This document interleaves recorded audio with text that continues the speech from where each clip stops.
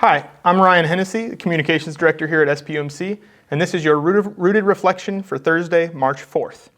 I'm going to start by reading the scripture that the artist here has included as reference for this artwork. We're on page 15 in your booklet, by the way. It's from Psalm 121. I lift my eyes to the hills. From where will my help come? My help comes from the Lord, who made heaven and earth. He will not let your foot be moved. He who keeps you will not slumber. He who keeps Israel will neither slumber nor sleep. The Lord is your keeper. The Lord is your shade at your right hand. The sun shall not strike you by day, nor the moon by night. The Lord will keep you from all evil. He will keep your life. The Lord will keep your going out and your coming in, from this time on and forevermore. And when I read this scripture, preparing for this devotion, it reminded me of the summer that I spent working at the Grand Canyon. Now, some of you may have heard me talk about that time before. It was an amazing time working with the local church there and getting to minister to and with the local population who live and work in the Grand Canyon, as well as the many, many people who come and visit the Grand Canyon, to see the sights and on vacation and that sort of thing. I spent the summer there. We had a great time. We learned a lot. I got to do a lot of hiking, see so many amazing things. Towards the end of the summer, my parents decided that they wanted to come. They had never been to the Grand Canyon before, so they wanted to come check it out. And we were all three of us going to try to hike down to the bottom of the canyon and come back up. Now, if you've never hiked to the bottom of the Grand Canyon before, let me tell you, it is quite an ordeal. It's not something that you embark on just on a whim. You don't just decide, hey, I'm going to hike to the bottom of the Grand Canyon today, because it takes you about 12 hours to get out of the canyon. Going down, it's a little bit easier. It's only about 8 hours in. So you're talking about a 20-hour hike round trip. Requires some focus. It requires some planning, some preparation.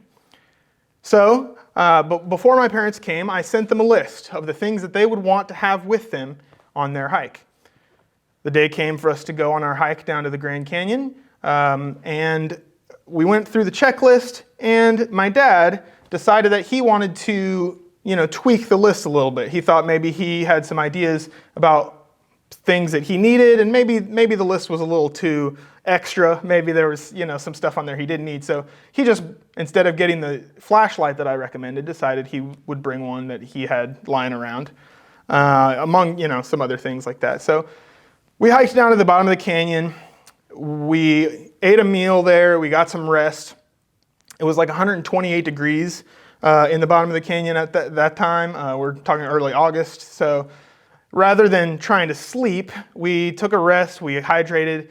We hung around for a few hours, and then we decided to start our ascent out of the canyon at about 3 or 4 in the morning, so we could see the sunrise as we were, walking up and that sort of thing. Well, 3 o'clock in the morning, in the middle of summer, it's actually pretty dark. And about 45 minutes into our hike, my dad's flashlight gave out. So we were stuck with the one flashlight that I had brought, the three of us trying to hike in the dark. Now, one of the things that I really appreciated about this summer was all of the things that I learned, not just about hiking, not just about myself, but also about how to interact with people. And this was one of the great lessons that I took away. And I've kept it since then. The idea is, if you're in a group of people, the person who's at the back of the group is the one who should carry the light. This is where I learned this lesson, and the point of that is this. With our one flashlight, if the person who was leading the group was trying to light the way, the people behind them couldn't see where they were stepping. They would stumble, they would kick rocks, they would trip, they couldn't see their feet. If the person who's at the back of the group was holding the light, they could shine it up the path, lighting their own way and the way of the people in front of them. This is a useful tidbit if you are a leader and thinking about how to include the people who might be on the fringes, who might feel like they're at the back.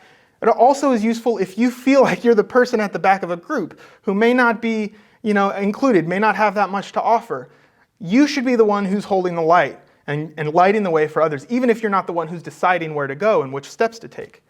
I thought of this story with the flashlight because this psalm talks about the way that God is going to light our way, the way that God is going to keep our paths, the way that God is going to keep us from stumbling, because God doesn't sleep on us. Whether it's 3 o'clock in the morning and you're trying to hike your way out of the Grand Canyon, whether it's 7 p.m. and you're hiking your way into the Grand Canyon, no matter what, the sun is up, the moon is up, God is on our side in the wilderness when we're doing our stuff, when we're lost, when we're feeling, like we're out of breath, when we're feeling like we're out of water, when it's 128 degrees, God is going to be with us in the wilderness.